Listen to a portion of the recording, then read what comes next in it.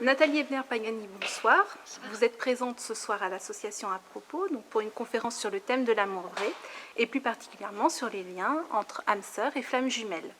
Donc vous êtes membre de l'association À Propos et vous avez pour habitude d'être derrière cette caméra. Mais ce soir, c'est à vous que j'ai envie de vous laisser le soin de vous présenter, de parler de votre parcours et de vos activités. Alors effectivement, d'habitude, c'est moi qui suis derrière la caméra, donc une fois n'est pas coutume. Donc ce soir, j'interviens ici à titre de conférencière, donc pour cette thématique de l'amour vrai, et puis ces relations, ces liens très particuliers d'âmes sœurs et de flammes jumelles notamment. Alors je le fais à quel titre? Au titre de mon expérience, vraiment de ce qui m'est arrivé ces dernières années, puisque la vie m'a donné la chance de rencontrer et âmes sœurs et flammes jumelles. Donc c'est un partage très personnel que j'ai fait ce soir. Alors, de quoi il est question quand on parle d'âmes sœurs et voilà. Quelle est la différence? Comment on fait la distinction, parce que c'est souvent la question qui revient. C'est vrai qu'il y a plein de choses qui sont assez proches, il y a des signes assez proches dans la rencontre, dans la reconnaissance. Simplement, ce qui est important de savoir, c'est que l'âme sœur, c'est pas notre fameuse moitié comme on l'entend souvent dire, c'est une âme qui fait partie de la même famille d'âmes, ce qui suppose évidemment d'admettre le principe de l'incarnation et de la réincarnation. Donc c'est une âme qui vibre de manière très proche, très similaire à la nôtre, qui est là pour les mêmes objectifs d'évolution. On fait un travail ensemble, on regarde vraiment dans la même direction. Simplement, ce sont deux âmes distinctes, deux étincelles de vie distinctes. Voilà. La flamme jumelle, quant à elle, c'est vraiment là notre fameuse moitié, c'est l'autre moitié de notre âme, notre plus fidèle reflet.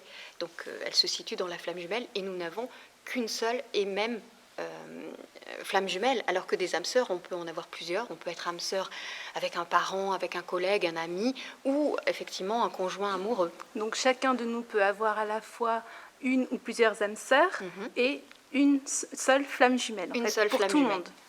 Oui, chacun peut la trouver. Oui, après on est incarné ensemble ou pas, ça c'est autre chose. Mais effectivement, tout un chacun a une seule et même flamme jumelle. Alors, de sexes différents ou du même sexe, je veux préciser que tout comme les âmes sœurs, elles peuvent être du même sexe ou de sexes différents, il en est de même pour la flamme jumelle. On est sur des polarités masculin-féminin, mais on peut très bien avoir des personnes du même sexe qui se retrouvent en tant que flamme jumelle, évidemment. D'accord. Et lorsque l'on rencontre en fait cet amour très particulier, est-ce qu'on peut avoir une certaine appréhension, une certaine crainte en fait? Qu'est-ce qu'on ressent? Alors, des craintes, il y en a, mais ce n'est pas ça qui vient tout de suite. Ce qu'il faut comprendre, c'est que les retrouvailles de flammes jumelles, elles servent à se réunir, puisqu'elles ont été séparées, l'âme a été séparée en deux, et que chacun mène des expériences différentes. Elles n'ont qu'une seule quête, c'est se retrouver et se réunir. Dans quel objectif? Il y en a trois, en fait. Il y a devenir qui l'on est vraiment, ce qui suppose d'enlever effectivement des couches de peur, comme vous le dites, des illusions, des conditionnements, enfin un certain nombre de blessures, etc. Le deuxième objectif, c'est cheminer vers l'amour inconditionnel, ce qui n'est pas une mince affaire. Et puis la troisième et la plus importante, c'est contribuer à autrui, servir quelque chose de plus grand que soi. Donc oui, on peut avoir peur, mais ce n'est pas ce qui se passe tout de suite. Ce qui se passe tout de suite, c'est un sentiment d'évidence, de complétude, c'est quelque chose d'électrisant, il y a une attraction. Ce n'est pas la pulsion comme dans un coup de foudre ou dans une passion, on est sur une attraction, alors dans nos corps, mais aussi sur des plans énergétiques. En fait, ça nous dépasse très largement. Et quelles peuvent être les difficultés rencontrées lors de cette relation? Alors, il y a plusieurs défis qu'on peut citer comme ça assez rapidement. Il peut y avoir un défi d'ordre, on va dire, une distance géographique marquée, une différence d'âge importante entre les deux. Il peut y avoir une différence culturelle ou sociale très marquée, un défi physique. Je veux dire par là que votre flamme jumelle, ce n'est pas votre genre. Ou alors, ce qui est notre cas, à Philippe et à moi, du bagage karmique. C'est-à-dire qu'on s'est déjà croisés dans d'autres vies, dans des vies antérieures, et donc on a eu le temps de se blesser et de s'aimer aussi. Donc on vient avec des besaces un petit peu pleines. Donc c'est ça qu'on a à régler. Et y a-t-il des outils, peut-être sur une approche énergétique, comme du Reiki, ou voilà, enfin, quelque chose pour un travail sur soi, en fait, qui permet d'appréhender un peu mieux C'est sûr que de toute façon, ces retrouvailles, elles amènent à faire un travail sur soi. Parce que d'abord, on ne se reconnaît pas forcément. Nous, on ne s'est pas reconnus pendant 15 ans. D'abord parce qu'on était engagés auprès d'âmes sœurs, et puis parce qu'on n'était certainement pas prêts psychologiquement. C'est une relation qui demande d'être prêt psychologiquement, vraiment. D'avoir commencé à faire du travail sur soi, parce que ça secoue derrière, il se passe des choses hors normes, voire surnaturelles. On se sent relié, connecté à un autre qui n'est plus forcément là, parce qu'il se passe quelque chose il y a un élément très important entre flammes jumelles qui arrive à quasiment toutes, pas toutes, mais quasiment toutes, c'est la séparation. Et la séparation, elle a justement ce rôle de purification, de nous laisser le temps et l'opportunité de guérir nos blessures, d'aller voir nos peurs, d'enlever tout ce qui encombre la relation, de déposer toutes ces couches dont on parlait tout à l'heure, et puis aussi de revenir à l'autonomie. Parce que cette réunion dont on parle, c'est la réunion de deux êtres complets et non pas de deux moitiés. Ça demande de s'être défait de la notion d'attachement, de la notion de conditionnel, d'amour conditionnel, l'amour avec des si, vraiment d'être libéré de tout ça pour être, et puis d'être revenu à son authenticité, à soi, à qui l'on est vraiment, à sa vérité. Et tout ça, ça demande effectivement du travail, alors plus ou moins long. Ça dépend de la force que l'on a, de l'envie que l'on a. Il n'y a pas de règle, j'ai envie de dire, en amour surtout pas. Et alors, par votre vécu, quels conseils vous pourriez donner à d'autres couples qui sont dans cette situation ? De conseils, je n'ai pas. J'ai partagé mon vécu personnel.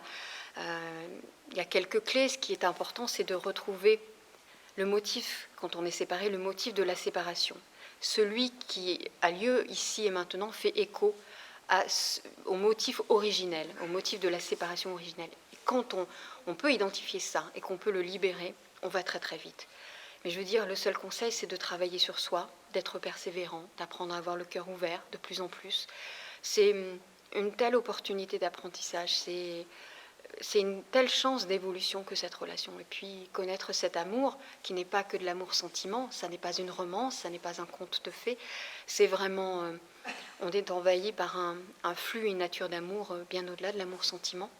Donc vous avez conclu votre conférence en nous expliquant ce qu'était l'amour vrai, l'amour inconditionnel. Oui. Est-ce que vous voulez en dire quelques mots supplémentaires ? Alors en fait, ce ne sont pas mes mots que j'ai utilisés là, puisque j'ai utilisé les mots de ma guidance, puisque à travers ce parcours que j'ai fait de retrouvailles avec ma flamme jumelle, certaines de mes aptitudes, notamment de mes capacités extrasensorielles, ont réémergé, de la clairaudience, de la clairsentience, et puis aussi une connexion à ma guidance. Donc ce que je vous ai lu, puisque je l'ai lu à la fin, était un message de mes guides.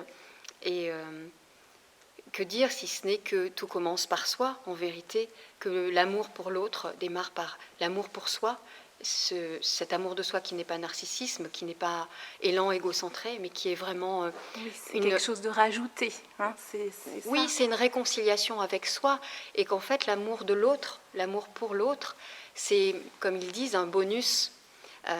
La part essentielle se trouvant dans l'amour de soi. Donc j'ai envie de dire, voilà, s'il y avait un conseil, oui, aimez vraiment, et commencez d'abord par vous-même, et après l'amour de l'autre et l'amour pour l'autre viendra.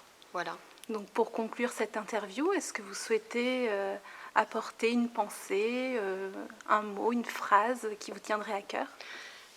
Compléter ce que je viens de dire, donc cet appel, cette invitation à s'aimer soi et à offrir vraiment ce cadeau, ce trésor intérieur que nous portons tous, se le faire à soi-même, ce cadeau, et puis l'offrir ensuite au monde, parce que tout part de soi, vraiment.